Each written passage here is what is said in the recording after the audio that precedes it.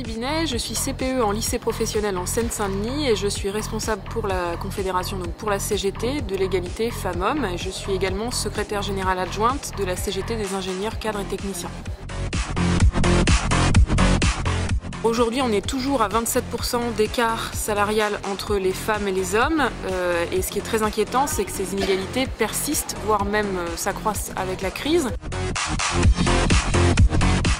Selon nous, il y a 4 causes sur lesquelles il faut agir. La première, c'est bien sûr la question des temps partiels.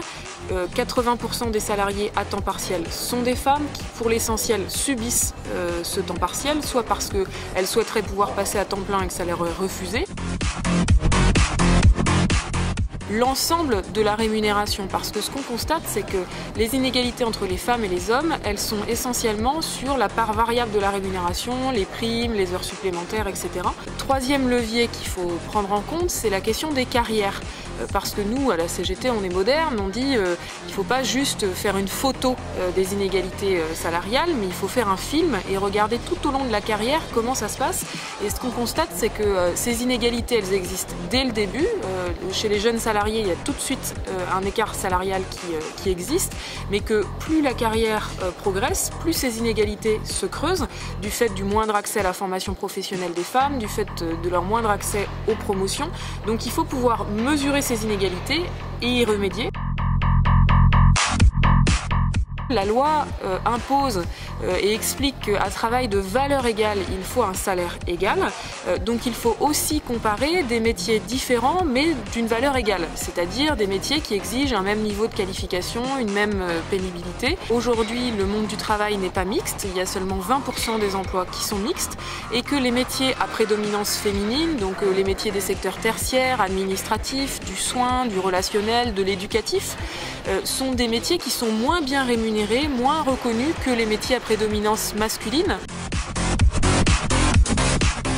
Le patronat et le MEDEF en particulier considèrent que l'égalité femmes-hommes, ça n'est pas leur sujet, ça n'est pas leur responsabilité. Ce qu'ils expliquent, c'est que les inégalités qu'il y a entre les femmes et les hommes sont liées à des faits de société, au fait qu'à 80%, c'est toujours les femmes qui s'occupent des tâches ménagères, aux stéréotypes, à ce qui se passe à l'école, etc. Nous, on n'est pas du tout d'accord là-dessus. Bien sûr qu'il y a des choses qui se jouent dans la société et sur lesquelles la CGT intervient et agit également, mais l'entreprise a aussi sa part de responsabilité. D'abord parce qu'elle reproduit un certain nombre de stéréotypes. Je parlais tout à l'heure de la dévalorisation des métiers à prédominance féminine. Ça, c'est des stéréotypes qui sont reproduits par l'entreprise. Et ensuite parce que en payant moins les femmes que les hommes, l'entreprise est aussi un levier d'inégalité à la maison. Je prendrai comme exemple le congé parental. Aujourd'hui, à plus de 80%, le congé parental est pris par les femmes et pas par les hommes. Sauf que on sait très bien que dans 2/3 des cas, dans un couple, c'est toujours l'homme qui gagne plus que la femme. Donc comment, dans cette situation-là, demander à ce que ça soit l'homme qui prenne le congé parental alors que c'est lui qui assure l'essentiel des rentrées financières dans le foyer?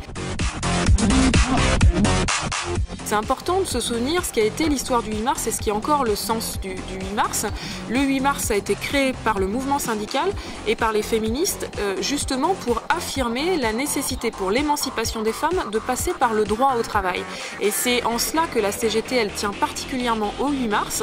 C'est pour dire que l'émancipation des femmes elle passe par un égal accès au travail et par une égalité au travail. Et donc c'est pour ça que chaque année la CGT tient à faire du 8 mars un moment important. Mais surtout, ce que souhaite la CGT, c'est que le 8 mars, ça soit tous les jours pour les femmes.